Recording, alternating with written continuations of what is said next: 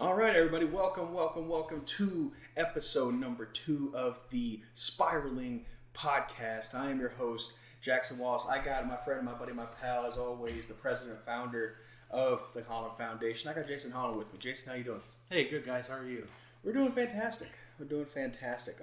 Although today will be kind of a touchy subject. Just a quick reminder to everybody out there listening, you can find us where all podcasts can be heard on Apple, Spotify, Google Podcasts, etc. And also follow us on and subscribe on YouTube at youtube.com/spiralingupward.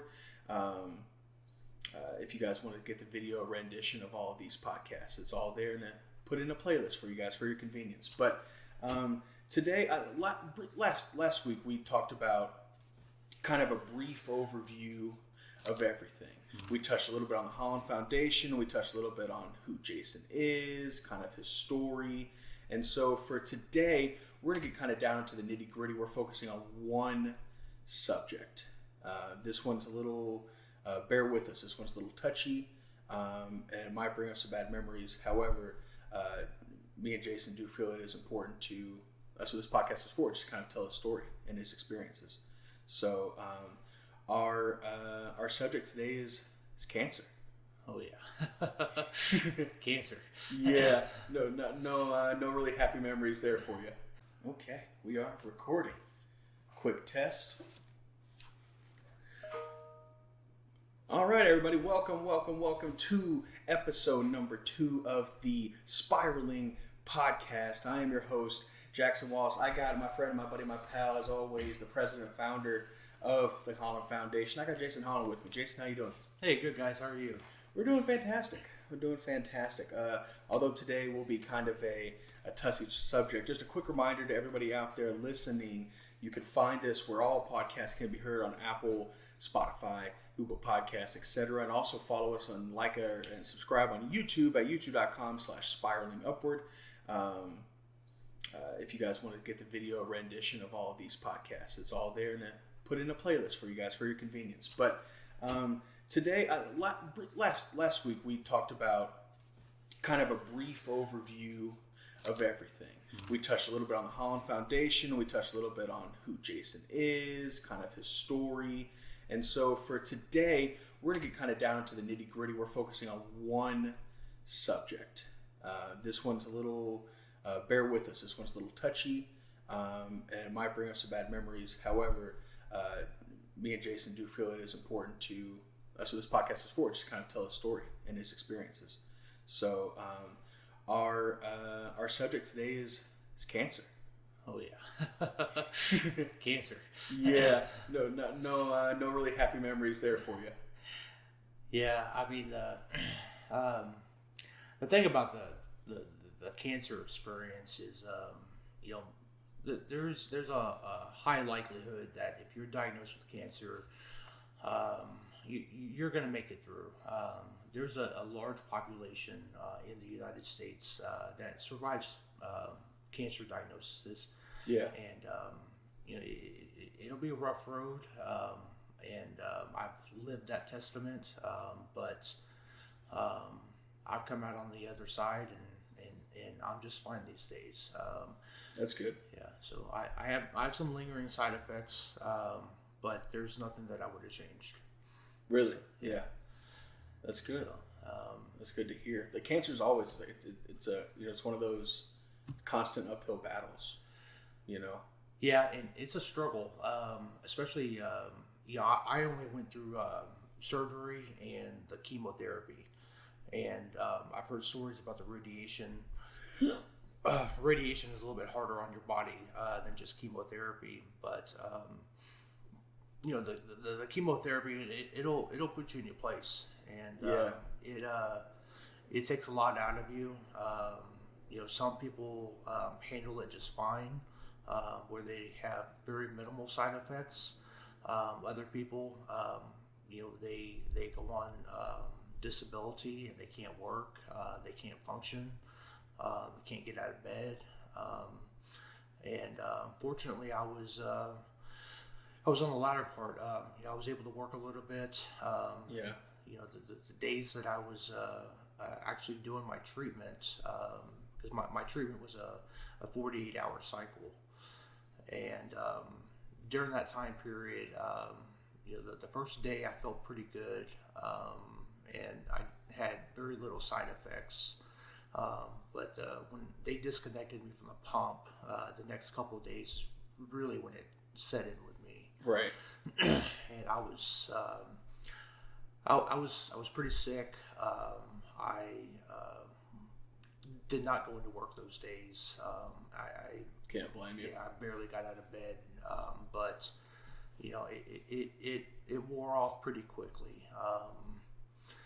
There's a couple of subjects that I want to touch on with cancer and with the chemotherapy. Some of the experiences that I had that I'm on a colon cancer Facebook page, and I hear a lot of people talking about some of the same side effects that I went through. And I try to provide them support and just let them know that everything's going to be okay. But it's some things that most people don't even think about. Right. Kind of every day. Yeah. Take it for granted. Yeah. Certain things. The one thing that I really took for granted the most was being able to drink something cold, something ice cold. I had what's called neuropathy, and the cold sensitivity. Excuse me. The cold sensitivity was unbearable. Just the simple fact of reaching my hand to the fridge was one of the most painful things that I ever experienced. I couldn't imagine. Yeah, something like that. Yeah, and it would hit me almost immediately after I started the transfusion. Probably within about an hour or two, I was not able to drink anything cold. Luckily, I did my chemo during the summer months, so the winter was not an issue for me. It wasn't bad. Yeah. But I still have some of the lingering side effects of the neuropathy. The cold sensitivity not as bad. Mine now is more of the loss of feeling in my feet, and that's still quite painful. That's one of the things that I take for granted now is I'm probably never going to have the same feeling in my feet that I had before I was diagnosed. That's crazy. So, it's funny, even on Christmas morning, I fell down a flight of stairs because I couldn't feel. No way? Yeah. You just fell down? I couldn't feel where I was stepping. And I was at my father-in-law's house and took a tumble. Oh, my God. That's terrible. So, just going on a basic walk is a struggle for me. Yeah, the struggles of everyday life. Yeah. But I figured for the purposes of today, I'll just kind of take everybody through kind of a timeline of kind of what, the beginnings and the ultimate consequences of cancer later on. Mm-hmm. So we're kind of setting the stage here. 2018, mm-hmm. right? This is April Fool's Day. Yes. And it's but this happened to fall on Easter Sunday. Yes. This time, and not the best Easter Sunday that you could have ever experienced. But you were sharing some of your story with me, and I remember you said you were having some kind of some chronic pain for a while. What was that like? Before Easter Day or leading up to it? Also keep in mind, Easter Sunday when I was diagnosed on April Fool's Day, I'm 3 months into my sobriety. Yeah. So I was new to the sobriety gig, and I didn't know how my body was going to fully adjust to the clean eating that I was doing, not putting the poison in my body. Sure. So yeah, probably the beginning of March, I started to have some pretty bad stomach pains and some gastro issues. And I had some bleeding and some spotting that had me really concerned, and it continuously got worse. Over the next few weeks, I was going to the internet trying to figure out, what this could be, and everything that I was reading was pointing to colon cancer. And we were traveling on Easter, and we had a family gathering Saturday that I was so nauseous and just out of it and in so much pain that I couldn't sit through dinner. So I excused myself and left. And that was some of the most severe pain that I've probably experienced in my life. I ended up taking some medication to go to sleep, and that Easter Sunday when I woke up, I was in so much pain that I was blacking out. Wow. And my wife, Kristen, she immediately said, "I'm taking you to the emergency room." And I remember getting to the emergency room, and I know something's wrong. Normal people don't feel this amount of pain. Yeah.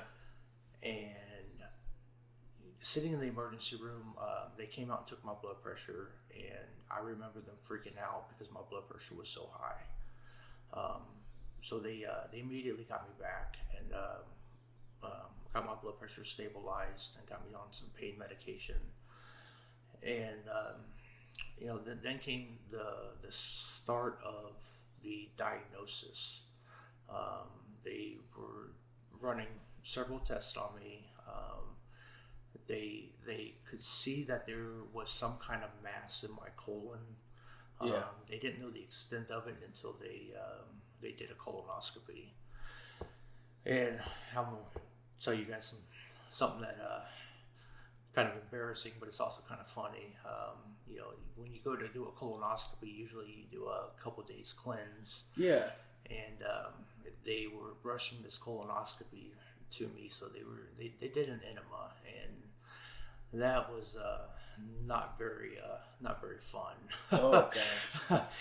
I remember just telling them that there's nothing more. There's nothing coming out. Just let me be. Yeah. And I remember, slowly going to sleep. And when I woke up, they had finished the colonoscopy. The doctor was in the room, and he just said, it looks like it's cancer, and we're going to get you into surgery because you have a full blockage. Wow. What was that moment like when you first heard him say that dreaded C word? He had to repeat himself. Yeah. Because he said it so nonchalantly, and it was just, did you really just say that? Yeah. Did you really just tell me that I have cancer? Yeah. And then, act like nothing's wrong. Right. Just kind of move past that. It's like, we got to backtrack for a second to that spot. What did you say? Yeah. So, those few minutes are probably one of the last memories that I had before my surgery, but my wife was in the room with me, and we just broke down. Yeah. And we were let out a cry. She was extremely upset, and I was still dealing with the pain, and I got my 5-minute cry out and said, let's do this. Let's start the fight. And they rushed me into surgery, and unfortunately it was the next day because the colonoscopy was late that night. But the surgery was the next day. But take a step back real quick. My thing, on April Fool's Day has always been playing practical jokes on my family. Oh, yeah, imagine that on April Fool's Day. Yeah, so on April Fool's Day, my mom and dad knew that I was in the hospital, but they didn't know the severity of what was going on. Yeah. And I remember, hearing the stories from Kristen when she told my mom that I had cancer. She didn't believe it. She didn't want to believe it. She thought it was an April Fool's joke. And Kristen was just like, it's not an April Fool's joke. He's getting ready to go into surgery. Wow. I don't remember anything after that conversation with the doctor. I don't remember the surgery. I don't remember going into surgery. I don't remember waking up from surgery. They had me sedated on some pretty good pain meds, and I was out for a couple of days. The first thing that I remember was waking up, and my best friend Chris was there in the room. And man, I had to use the restroom so bad that I got up, and as I was getting up, I see this hole in my stomach. Yeah. And I started freaking out because I didn't know that they were giving me a colostomy back. Yeah. What is a colostomy? Is that? It's where they reroute your intestine to come out, one side of your abdomen. Oh, so they kind of redirected it. Yeah. Yeah. Because they removed a foot of my colon. Okay. So they wanted to allow my intestines to relax. Yeah. And get back on track. The doctor said that when he opened me up, he was very surprised that I didn't have a rupture and die from sepsis from all the feces that was in there. Yeah. It sounds sick, but that's the reality of it. Yeah. But they got up that when I woke up from the surgery a couple days later and freaked out that I had this big hole in my stomach. Yeah, I'd freak out too. Just look down and... Yeah. Wow. So, Chris was trying to calm me down and explain things to me. And, Chris and I go back a long, long time. And I remember getting up and walking to the restroom, and he cracked a joke on me, saying that my ass was hanging out of my gown and I needed to cover it up. Oh, yeah. Yeah, because they give you the gowns and it's open in the back. So I turned around and just smiled at him and just kept walking. Hey, man. But so that's kind of my relationship with Chris. But sure. Yeah, that's the first thing that I remember was I was kind of back into my joking mood. The next couple of days I was pretty out of it on the pain medication. They were trying to keep me comfortable. They hadn't confirmed that it was colon cancer at this point. They just suspected that it was. And the waiting game is the most horrible thing. Is you don't know what you have, what's wrong with you, what the diagnosis is. Yeah. And so you had to before you found out that it was cancer, they had to send it into pathology. Yeah. And take that. Okay. They had to send it into pathology, but the wait time is 2 weeks for you to get your results back to find out. So kind of how was that time period for you guys? I suspected the worst because of how much pain I was in. Yeah. So I knew something was wrong, and I spent my time in the hospital, making peace with God, And that's one thing I talk a lot about. My friends and family is, when you're facing the unexpected, you don't know what's going on. You don't know if you're going to live or die. The thing that I turned to was God, and all the things that I've done in my past with my addiction and my mental health issues and my anger. I just made a pleading with God. Just if it's my time to go, please accept me into heaven, and look out for my family. Yeah. And I think that's what allowed me to continue to fight. Was I was at peace. Right. And I knew no matter what happened moving forward, that God had forgiven me for all my sins. Yeah. Ultimately, you're going to be okay. Yeah. Whether I was here on earth or in heaven, everything was going to be fine. That's powerful. Yeah. So giving you some sense of peace. It gave me in all of that chaos. It gave me extreme just peace and relief. Yeah. So, yeah. Getting back from the hospital, and my wife didn't take it too well, and she was visibly upset, and I think I was more comforting to her than she was to me. Yeah, I can only imagine what's going on in her head. Yeah. Because at that time, you had both kids at that time, right? Yeah, I had both kids. Yes, you had 2 kids. This comes out of nowhere on her. You're 3 months into the sobriety. You're doing well. You're on the right track. And all of a sudden, you have cancer. Yeah, and just going back to being at peace. I came home and I wasn't happy, but right. I was peaceful. You're okay. Yeah. You had kind of like relinquished control. Yeah. At a point where you knew there was nothing you could control with that.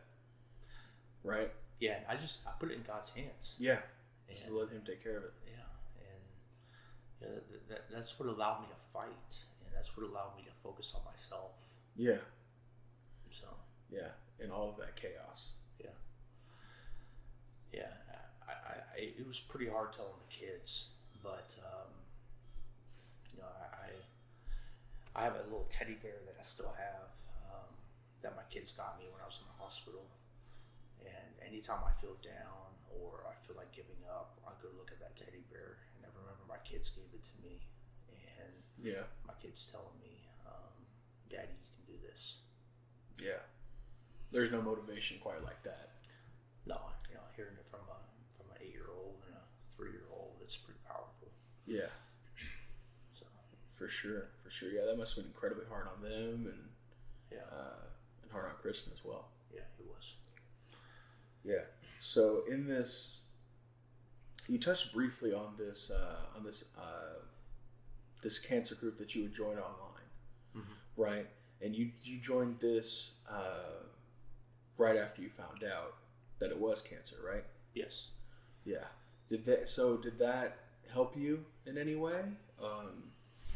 Was it? Did they had useful information? There was a lot of good information, and it was a lot of information that allowed me to determine, what I was in for. Yeah. A lot of the side effects that I went through. I had a 10,000 member group that could provide me with some guidance that the doctors couldn't necessarily give me. Sure, they can give you a kind of a first-hand account. Yeah. Yeah. Was it through Facebook? Yes. Okay, I was just curious. Yeah. Yeah. So that provided me a lot of support, and it was comforting to know that that people were in my situation and they were managing. Yeah. So quite comforting. Yeah. They can make it out through all of that. Yeah. That's good. So you join that group. So, but you're finding out the official results. You go to the doctor's office, and you're sitting and you're listening. You got your headphones in, and you're listening to one of your favorite bands, Godsmack. Yeah. Yeah. It's quite ironic that my relationship with God and my favorite band is Godsmack. So he kind of smacked you with this kind of out of nowhere. Yeah. So I'm a heavy metal guy. I like to get lost in the lyrics and the instrumentals, and just the loudness provides me comfort and energizes me. Sure.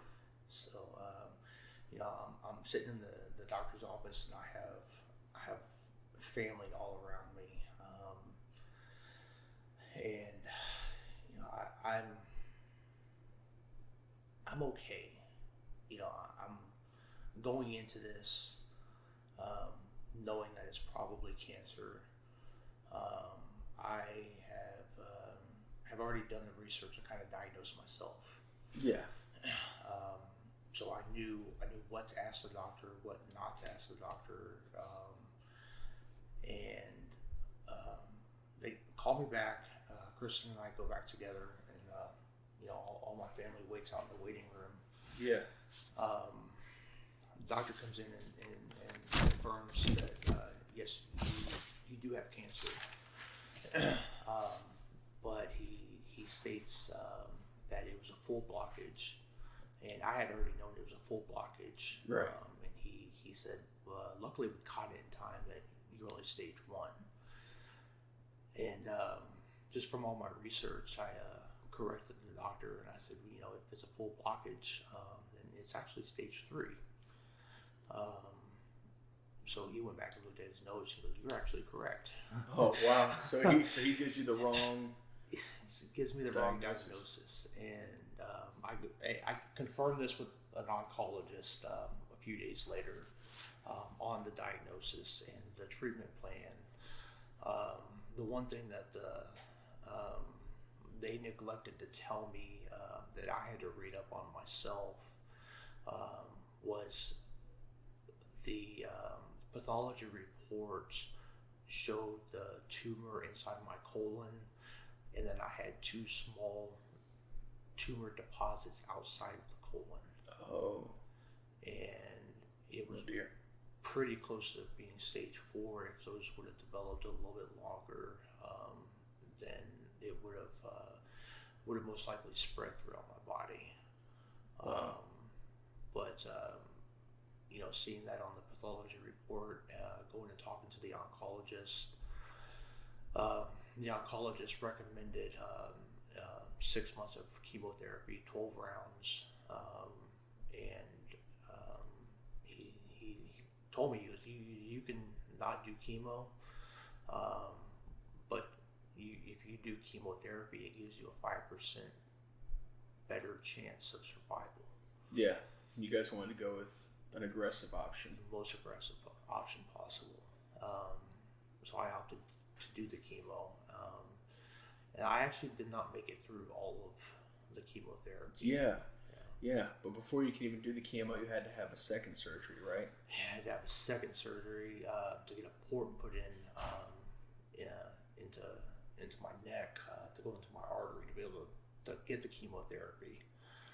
And that's the last thing you want to do is just go back to the hospital. Man, I knew this. I knew this one was in and out, and I'd be in and out quickly.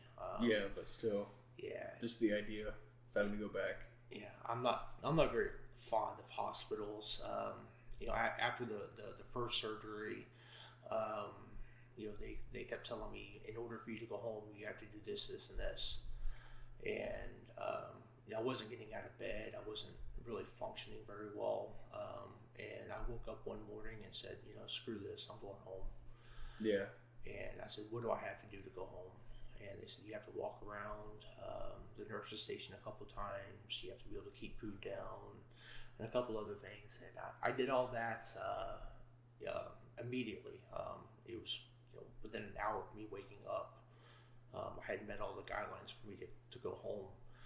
And the doctor walked in the room, and I'm sitting up in the chair watching TV, and he asked me how I'm doing. I said, I'm going home today. Yeah, you're like, I'm just ready to go home. Yeah. So I told him I was ready to go home. Yeah. He let me go home. So the second surgery, I knew was going to be in and out pretty quickly. There was no overnight stay.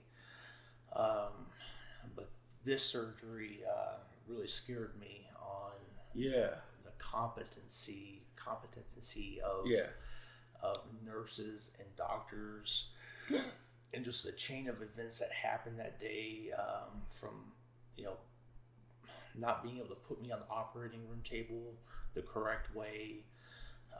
Do you think that's kind of basic stuff? Yeah. They pulled my IV out.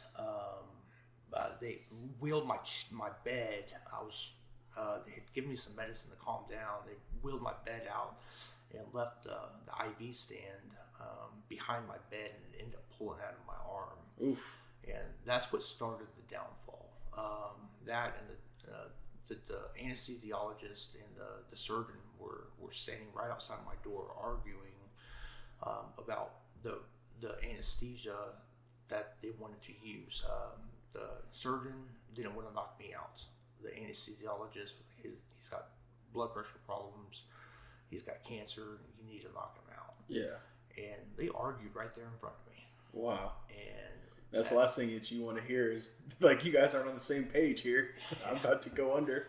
Yeah, and I told the surgeon, I said, you're not going to do this procedure on me without knocking me out. Yeah. And they finally agreed to knock me out, especially after being in the operating room and pulling the stunt that they did. I freaked out. I would too. And I was getting up, trying to walk out, and they restrained me and gassed me and knocked me out. It felt like 5 minutes before I woke up. Yeah, super quick. I woke up.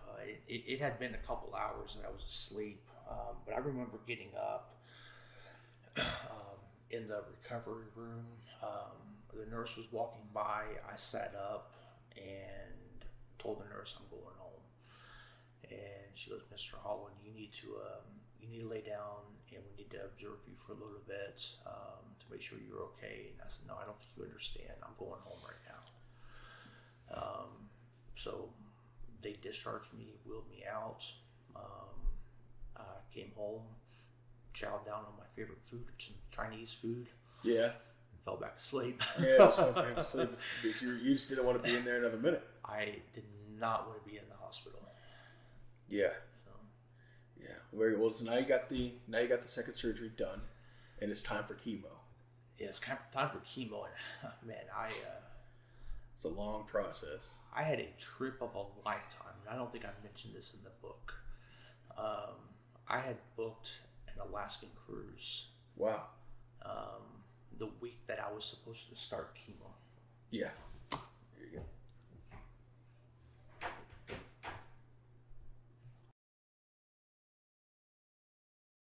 All right, Jason.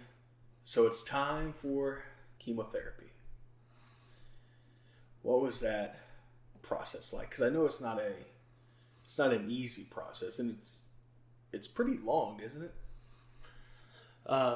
Yeah. So I did a round of chemo. It was a 40, I think a 46 and a half hour cycle every 2 weeks. Wow. Going into that first round of chemo, I was terrified. And I knew it was going to be a toll on my body because anytime you inject chemotherapy into your system, chemotherapy is a poison that kills everything in your body. And I knew the process was going to be challenging.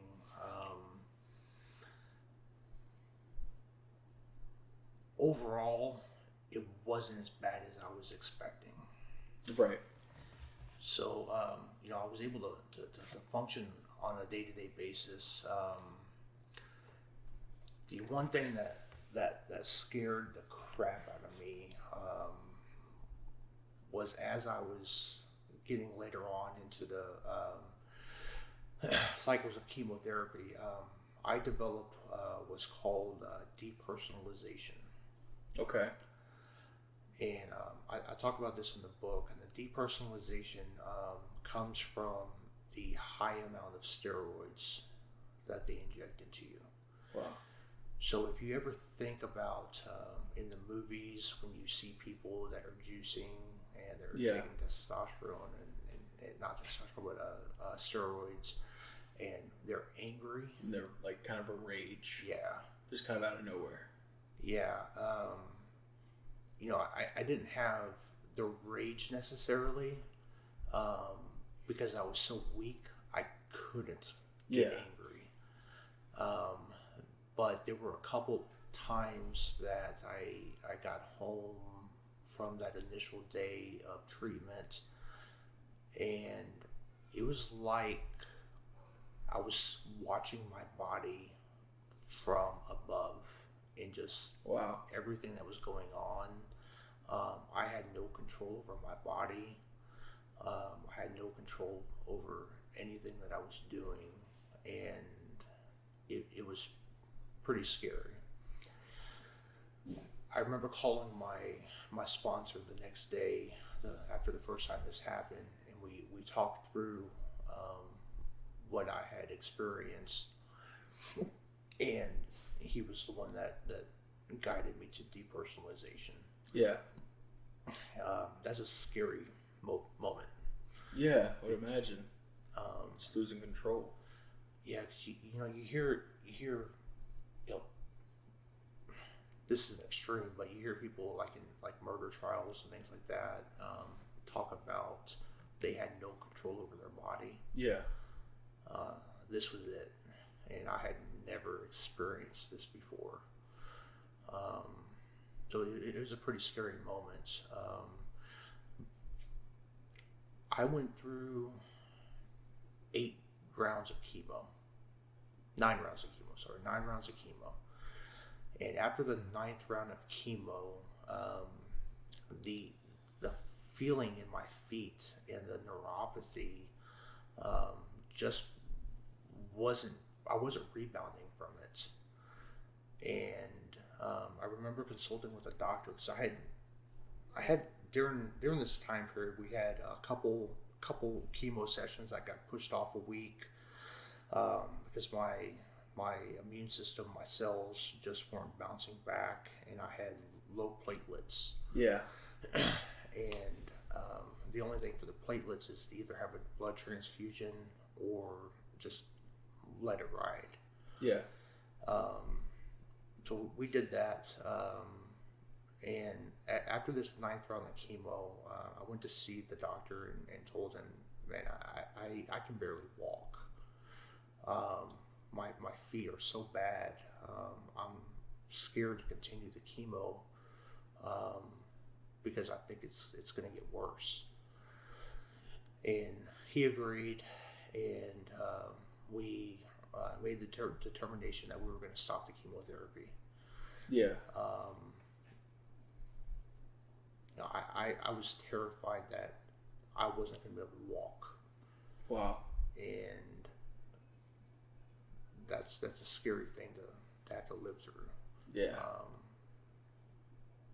It's just terrible. Not know if you're going to be able to walk or function or just, that's awful. Yeah. Truly awful. But there was one silver lining. Yeah. Throughout your chemotherapy, other than of course helping get rid of the cancer cells. But number 2, you met a friend during your chemotherapy named John. I did. I met John. Yeah. Tell me about John. So, there were a couple sessions that there was this older gentleman named John that we hit it off pretty well and started talking during our treatment cycles together. Yeah. Because when you're doing your in office visit, they hook you up to the IV. Yeah. And you're in there for about 5 or 6 hours. So they have, Days of Our Lives on TV for all the old women in there, and I'm not watching this stuff. So the guys would either sleep or strike up conversations with each other.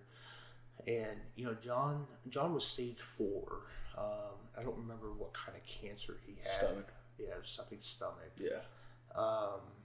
And we were talking about just all things life and how we were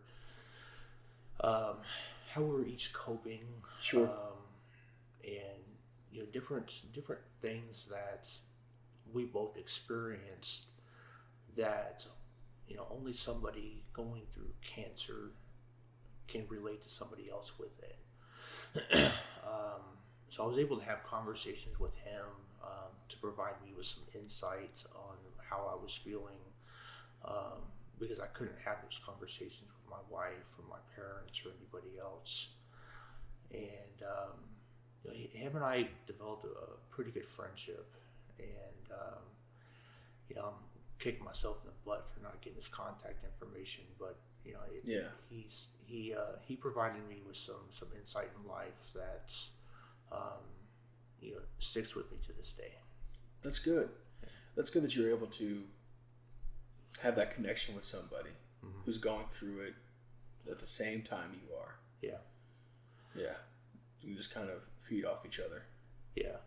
And there were several times that we were getting our blood work taken at the same time, and we were having the same appointments, and we'd sit in there, and they'd miss on our veins 3 or 4 times because your veins get so jacked up, and you look like you're a heroin addict, with all the needle marks and track marks and all that from them taking your blood every couple of days. So we'd sit there and, hey, they missed my vein. Here's another one. It's gonna be painful. Take it out of the hand, and it's kind of a laughing matter that we took on with each other. So yeah, at least you're able to try and find some kind of upside while you were there. Yeah.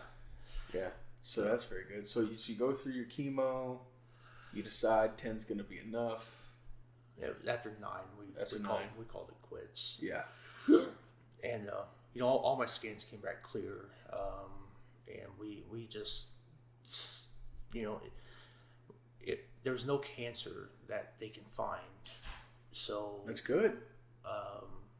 Continuing with therapy and the quality of life that the chemotherapy can hamper on you, it just wasn't worth it. Yeah. And a 5% additional survival rate just isn't worth it, and not being able to walk. Not being able to walk or function at all. Yeah. You'd have no quality of life. Yeah, there's no quality of life. Can't walk my daughter down the aisle. Right. Can't dance with my wife. I just wasn't gonna risk it. Yeah. So. Yeah. I hear you. I feel that, man. But what was that sense of feeling when you first found out that, hey, my scans are clean? It's gone. It felt good. I felt relieved. The thing that I've learned is every time I have a doctor's appointment, it doesn't get easier. Yeah. Because you're always concerned, has the cancer come back? Or, sure. What are they going to find? Yeah. But then you just think back and say, I gave it up to God once. Yeah. Give it up to God again. The recurrence of colon cancer is pretty significant, but it's a battle. Every day is a battle, but everything's turned out okay so far. Yeah. So I can't complain. Right. Yeah. So what's the next step? Is there any ongoing treatment that you have to do, or any doctor's appointments, or is it just kind of scans every 3 months? Okay. Colonoscopy every 6 months. Hopefully I can get this colostomy bag taken off pretty quick. Yeah. So you will be able to get that removed, hopefully. Yeah, as long as there's no more tumors in the rest of my intestines, then they'll reverse it. Yeah. So you just have to have us go back in, and they just have to go back in and reattach. Yeah. Well, that'll be good. Yeah, that'll be good. Yeah. Oh, so a welcome sigh of relief. Exactly. Well, hey, we ended, this episode on a good note, I think. We're cancer-free. It's gone. It's done. Yes. Right? We're doing good. We're moving forward with life. Yeah. Praise God. So, anyway, guys, thank you so much for listening to this episode of Spiraling. We really do appreciate every listen. If you guys can do us a favor, give us a 5-star review on Apple. That really would help us out quite a bit. Like, follow, subscribe on YouTube. We'll link all the social media down below. You can find us and hear us where all podcasts can be heard. Again, Apple Podcasts, Spotify, Google, etc. Just search Spiraling and you'll be able to find us. Jason, you have anything else you want to say real quick? Just some words of advice. Anybody that's going through the battle of cancer, just keep your head down, pray, and you'll get through it. Give it to God. Everything that we do, give to God. That's right. It's in God's hands. We love it. That's our message. Guys, thank you so much for listening. And until next time, we'll see you later.